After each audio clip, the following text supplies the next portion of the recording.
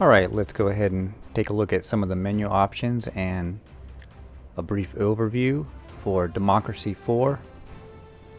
Looking at the main screen, we've got down here on the bottom right corner any of the DLCs that you might have added to your game. They'll show up down here. You've got New Game, and then Load a Game. And then over here on the left side, starting with options, you can change your resolution, your screen resolution. You've got several different types of things in here. This is your cheat option if you want. Have unlimited political capital. Got some sound settings, autosave, leaderboards. And we've got an external website link. And then here's the compass. When you play through games, you'll show up on here, and this will be kind of showing the category of where you fall politically. And these are references to real world figures. So we've got online, local, and then if your friends are playing, they'll show up, and they'll show up in here. We've got awards. These are your achievements that you can get. Mods that you might have installed or have available from the Steam Workshop.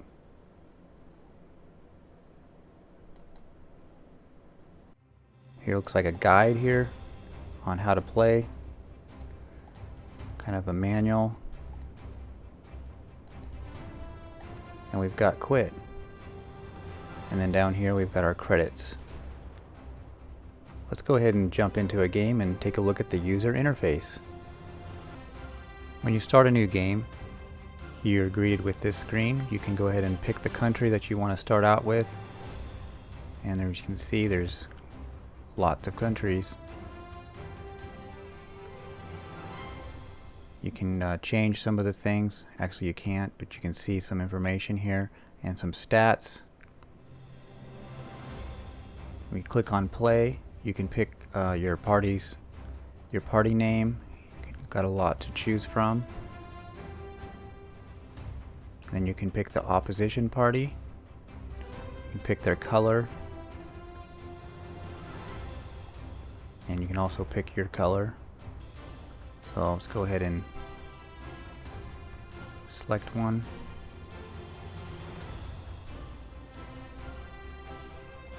You can pick the starting difficulty.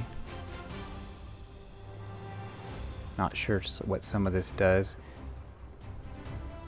If you want to add a third party, you can go ahead and do that right here. So there's some tweaks in here that adjust how the game plays. If you leave them in the middle, then that's the default.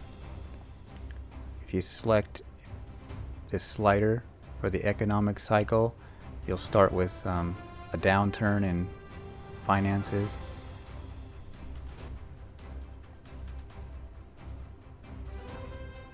Here we've got our 6 different things that we've got to keep a track of, and you want these basically you want them in the green, or you don't want them very high. And then here's a welcome if you want to do the tutorial.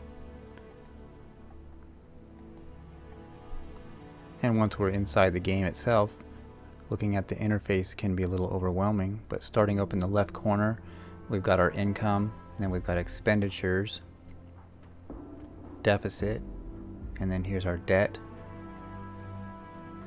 And then turns, it says each turn takes 3 months, and then this bar shows progress towards the next election, so 16 turns. Continuing on, we've got our crime screen and things that are implemented and how good you're doing with this. Right now mine is, you start out with poor. You can change the icons and how they look on the screen.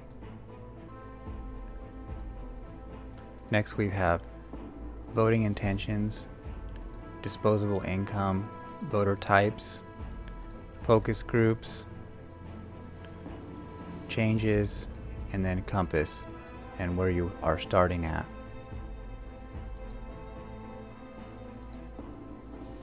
And we've got a pie chart showing us the different areas of categories and where they fall and how much influence they have, your income, how much you're spending on each of these different categories. Expenditure charts. Here's different policies that you can implement and the approval with the voters. Different policies, lots of different things that you can do, and they do cost points. There's a search function, your achievements, cabinet ministers, and then you can hire different ones if you want to replace them. You can filter them based on experience, loyalty, or campaigning.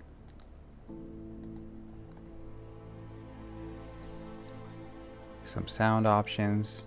You can also change the user interface coloring with dark or light.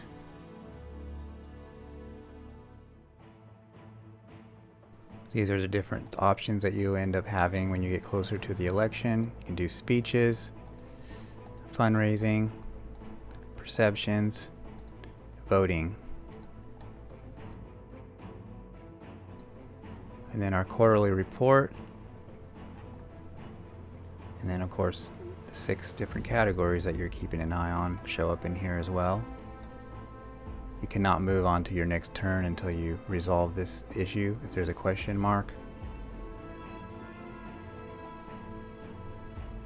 When you select one, you can see how it affects depending on the different groups that are showing up here. Over on the left side, we've got all of our different categories, our popularity. You can filter these out as well. When you hover over them, it shows the different things that you can control or manipulate and how it affects them, whether positive or negative.